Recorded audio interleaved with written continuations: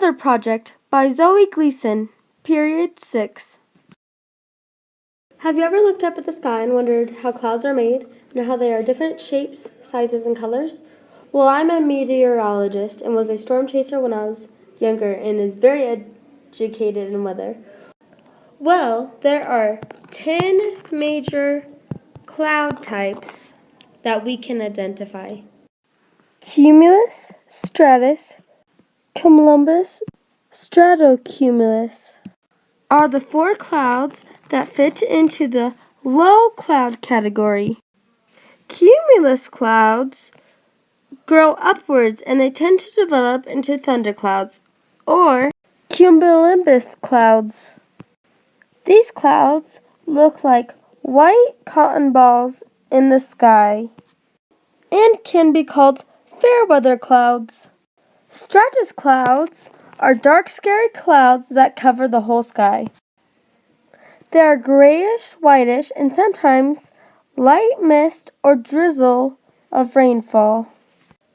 Cumulonimbus clouds are thunder clouds, and high winds cause the top of the cloud to flatten sometimes. You don't want to be around these clouds when they're out. These clouds are involved with lightning storms, rain, hail, snow, and sometimes even tornadoes. Stratocumulus clouds are gray clouds, but you can see a little bit of blue peeking through. It is very rare for these clouds to have rain, but they can often turn into nimbostratus clouds. Altostratus, altocumulus, nimbostratus all fit into the mid-cloud category. Altostratus clouds are a bluish-gray color and are made up of ice crystals and water droplets. These clouds are usually involved with snow or rain. These clouds tend to cover up the whole sky, and there are only a little light peeking through. Altocumulus clouds are composed of water droplets and can seem to be gray and puffy. You tend to see these clouds on a sticky, warm, early days, but usually thunderstorms begin to happen later in the day. Nimbostratus clouds usually appear on continuously rainy or snowy days. These clouds are also dark and wet. Cirrus, cirrostratus, cirrocumulus clouds all fit into the high cloud category. Cirrus clouds are clouds that you see most often. These clouds are made of ice. They are thin clouds and are blown into long streams. You see these clouds when the weather is fair, and they are white and appear wispy. Cirrostratus clouds often cover the whole entire sky, and the clouds are thin and tons of sun peeks through these clouds. Cirrocumulus clouds are small clouds. They are round clouds and appear in long rows across the sky. They are also white puffy clouds and are most often seen in the winter and sometimes in tropical weather, and it can be a sign of hurricanes. The big question is, how are clouds formed? Well, when water vapor rises into the air, it condenses into little water particles. So, when the sun heats water in either an ocean, river, or other water source, water vapor is created, and the water vapor rises into the air, and this is called convection, which is part of the water cycle. Clouds are made up of tiny droplets and icicles, which are from the ocean, or other water source. These water and icicles are so small that they can float in the air, and if these water droplets or icicles become large enough, they can be seeable, which can be fog or a cloud. If these water droplets come even larger, they can fall from the cloud, which can be rain, snow, hail, or sleet. I was a storm chaser for 5 years. I happened to learn a lot about severe weather. Severe weather is basically weather that is dangerous, serious, and harsh. Thunderstorms are probably one of the most common severe weather. The surface of the earth is heated by the sun. The earth's surface heats just the air above it. This is called conduction. Warm air rises and cold air sinks. This is called convection. When warm air keeps on rising at the very top layer of the atmosphere and it can't rise anymore, it starts to build up and creates a thundercloud.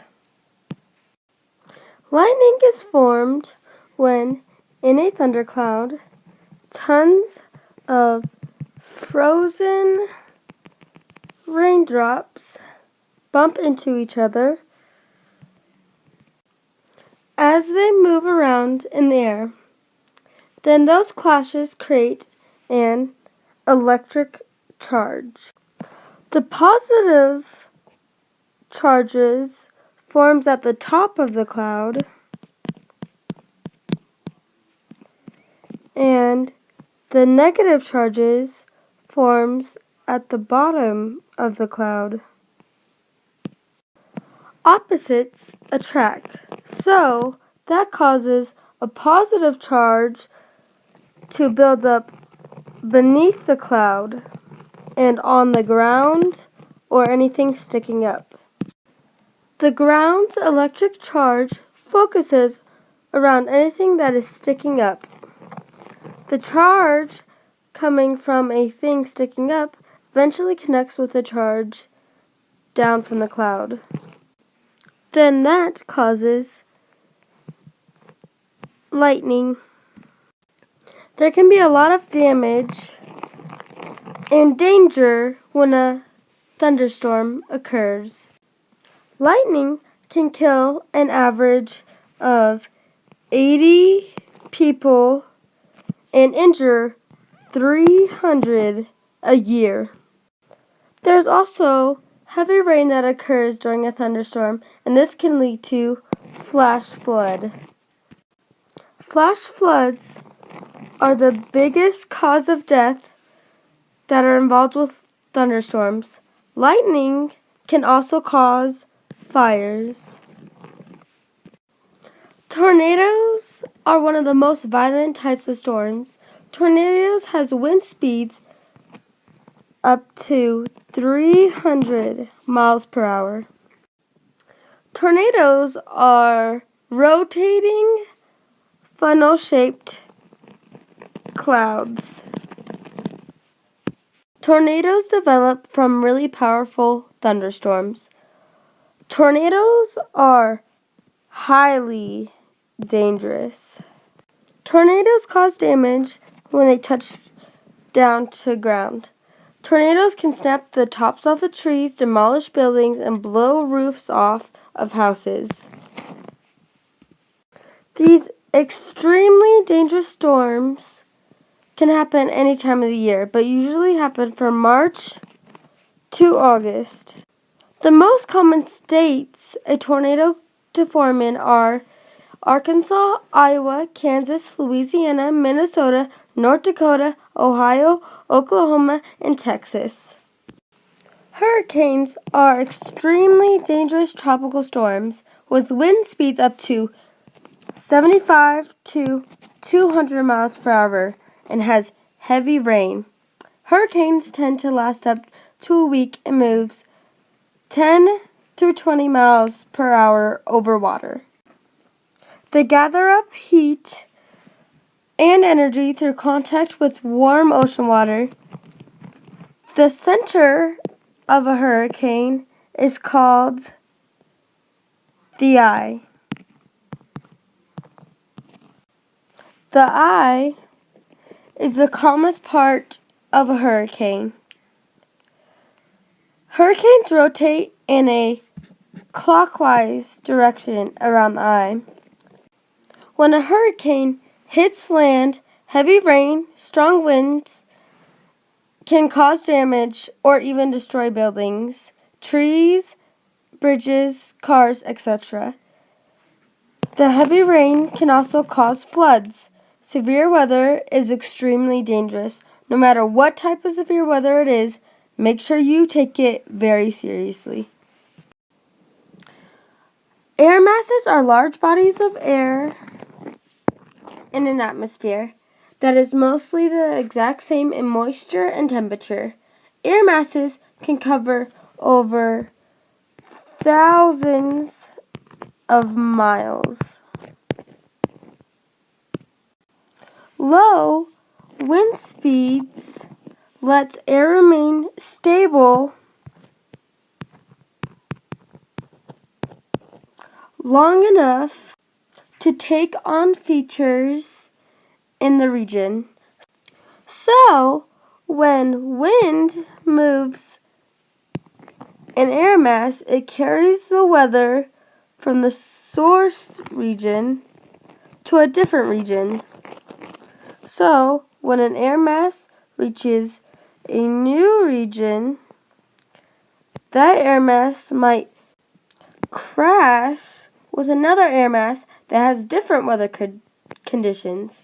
This can create a severe storm.